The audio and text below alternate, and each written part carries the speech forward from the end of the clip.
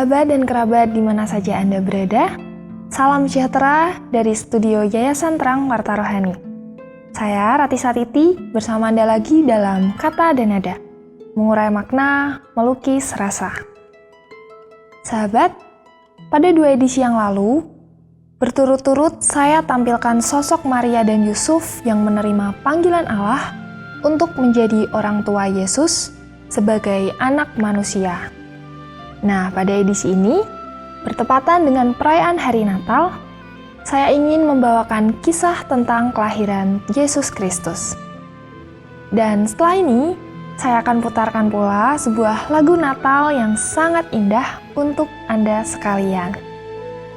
Oke, sahabat, kita akan menyimak kisah tentang kelahiran Yesus Kristus dan kunjungan para gembala. Ikutilah narasi berikut ini.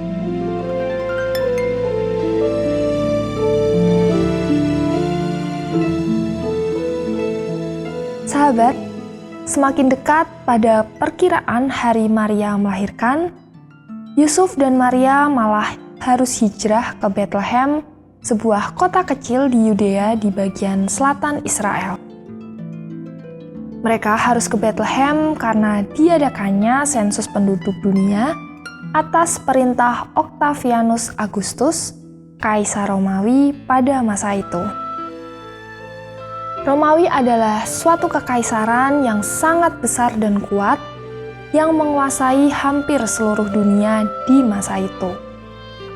Pada waktu itu, di sekitar waktu kelahiran Yesus, Israel sedang dijajah oleh Romawi yang sudah berlangsung sejak tahun 63 sebelum Masehi. Titah Kaisar Agustus adalah semua orang harus mendaftarkan diri di kotanya sendiri. Yusuf memang berada dalam garis keturunan Daud, dan Raja Daud memang berasal dari kota kecil Bethlehem.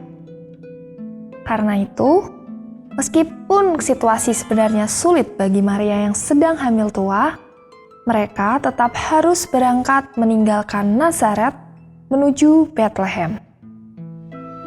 Untuk itu, Maria dan Yusuf harus melewati jalan panjang penuh tantangan fisik.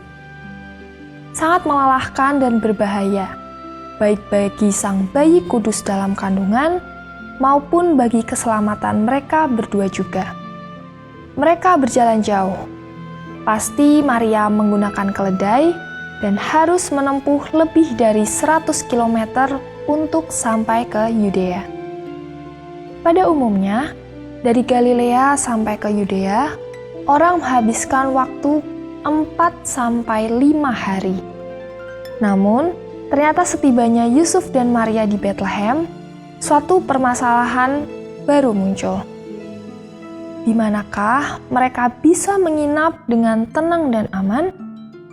Semua tempat penginapan di Bethlehem sudah penuh. Seluruh kamar penuh terisi. Sementara itu, sudah hampir waktunya Maria melahirkan dan tinggal hitungan hari. Akhirnya, karena sudah tiba saatnya, maka dengan segala upaya yang masih ada, Maria melahirkan juga di suatu tempat yang sangat sederhana, walaupun hanya beralaskan jerami. Maria melahirkan seorang anak laki-laki, anaknya yang sulung. Inilah bayi mungil yang diberi nama Yesus, sesuai dengan pesan malaikat Tuhan. Bayi kudus ini lahir dengan selamat, dibungkus dengan kain lampin dan ditidurkan dalam sebuah palungan tempat makanan hewan. Karena itu, ada kesan yang kuat bahwa Yesus lahir di suatu tempat yang sebenarnya dikhususkan untuk hewan.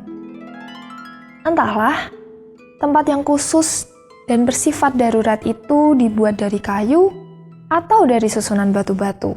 Kita tidak tahu persis. Tempat khusus untuk hewan hampir selalu ada di setiap penginapan atau rumah-rumah tertentu di masa itu. Karena tempat khusus untuk hewan ini juga merupakan tempat parkir kendaraan.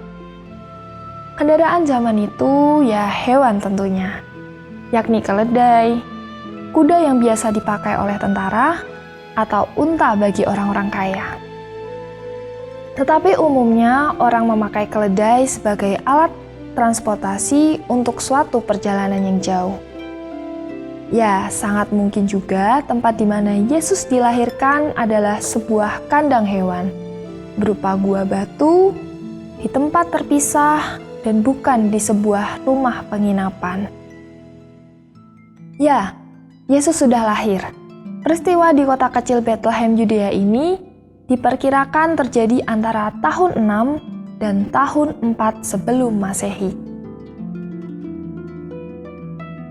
Sahabat, sebagai tambahan, untuk melengkapi cerita ini, kita simak lagi apa yang selanjutnya ditulis oleh penginjil Lukas dalam laporannya. Bahwa malam hari di waktu Yesus lahir, di salah satu tempat ada sekelompok gembala yang sedang berada di padang. Mereka sedang menjaga ternak-ternak mereka. Tetapi tiba-tiba saja, datanglah seorang malaikat Tuhan berdiri di dekat mereka. Lalu kemuliaan Tuhan bersinar terang, meliputi mereka sehingga mereka sangat ketakutan. Lalu malaikat itu berkata kepada gembala-gembala itu, "Jangan takut, sebab sesungguhnya aku memberitahukan kepadamu kesukaan besar untuk seluruh bangsa. Hari ini telah lahir bagimu Juru Selamat, yaitu Kristus, Tuhan di kota Daud. Dan inilah tandanya bagimu, kamu akan menjumpai seorang bayi dibungkus dengan lampin dan terbaring di dalam palungan." Dan tiba-tiba tampak juga sejumlah besar malaikat surgawi yang memuji Allah sambil mengucapkan, "Kemuliaan bagi Allah di tempat yang maha tinggi dan damai sejahtera di bumi di antara manusia yang berkenan kepadanya." Dan setelah malaikat meninggalkan tempat itu, gembala-gembala yang masih ketakutan ini langsung memutuskan segera pergi ke Bethlehem untuk melihat apa yang terjadi.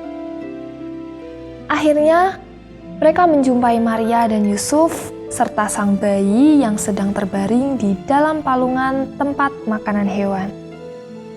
Mereka pun menceritakan pengalaman mereka kepada Maria dan Yusuf dan memberitahukan apa saja yang telah dikatakan malaikat tentang anak itu. Yusuf dan Maria sendiri sangat heran akan apa yang diceritakan para gembala itu. Tetapi khususnya Maria, ia menyimpan segala perkara itu di dalam hatinya dan merenungkannya. Setelah itu, pada malam itu juga kembalilah gembala-gembala itu ke kawanan ternak mereka di padang. Mereka memuji dan memuliakan Allah karena segala sesuatu yang luar biasa yang telah mereka alami sendiri. Dan semua yang mereka saksikan itu, terutama bayi yang baru lahir itu, benar-benar sesuai dengan apa yang dikatakan oleh malaikat. Nah, sahabat, sudah jelas bahwa Yesus lahir di suatu tempat yang sangat sederhana, yang tidak sepantasnya menjadi tempat kelahiran seorang bayi. Namun itulah yang terjadi. Anak yang dikandung dari Roh Kudus, yang berasal dari Allah, telah lahir di bumi ini dalam keadaan yang sangat sederhana. Dan bahwa tempat dan keadaan yang sangat sederhana ini diizinkan oleh Allah sendiri, yang darinya bayi Yesus itu berasal. Itulah cerita tentang kelahiran Yesus Kristus. Nah, dari cerita atau peristiwa kelahiran Yesus ini, saya ingin mencatat satu hal saja dan membagikannya kepada Anda. Bahwa Allah yang Maha Tinggi dan Maha Mulia memilih tempat yang sangat-sangat sederhana bagi kelahiran putra tunggalnya. Sesungguhnya, keselamatan dan kemuliaan itu ternyata dimulai dari kesederhanaan. Dan tidak ada kehinaan dalam kesederhanaan, karena di sana juga ada Allah Sang Pencipta.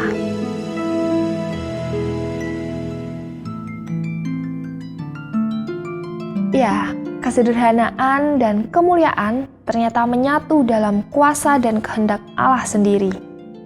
Itulah yang sepintas bisa kita dapatkan dari cerita kelahiran Yesus Kristus dan kunjungan para gembala ini.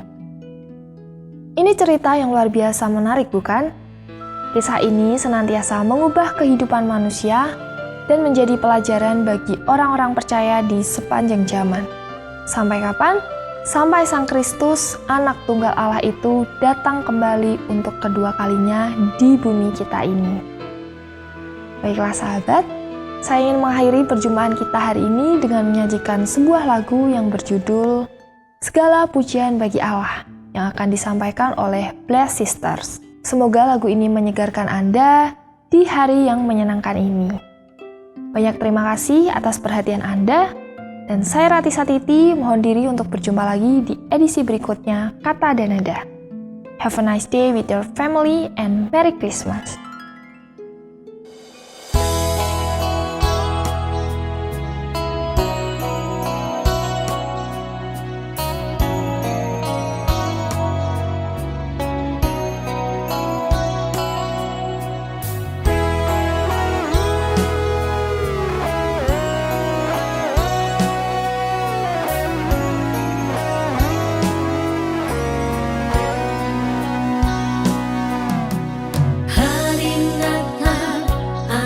Tiba bunga Desember mulai mekar, pohon Natal terang bendera, tanda lahir Sang Juru Selamat.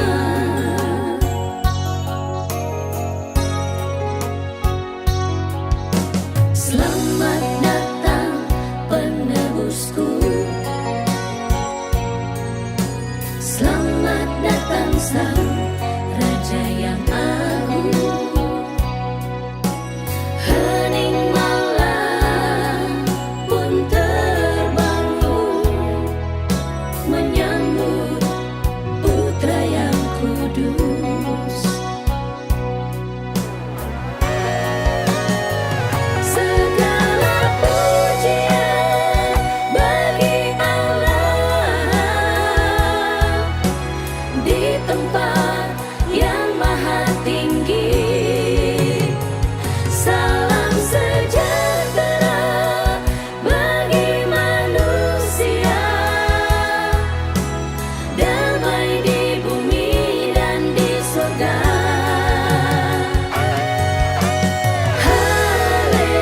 Haleluya,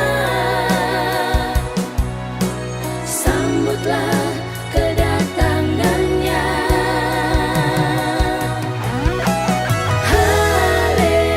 Haleluya, Gloria in excelsis Deo.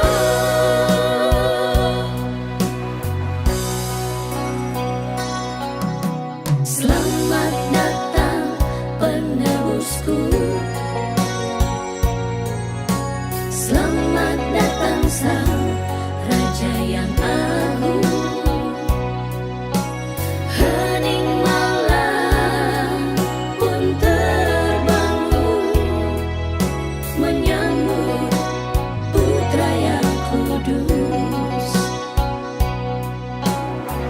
Segala pujian, segala pujian bagi Allah di tempat yang maha tinggi.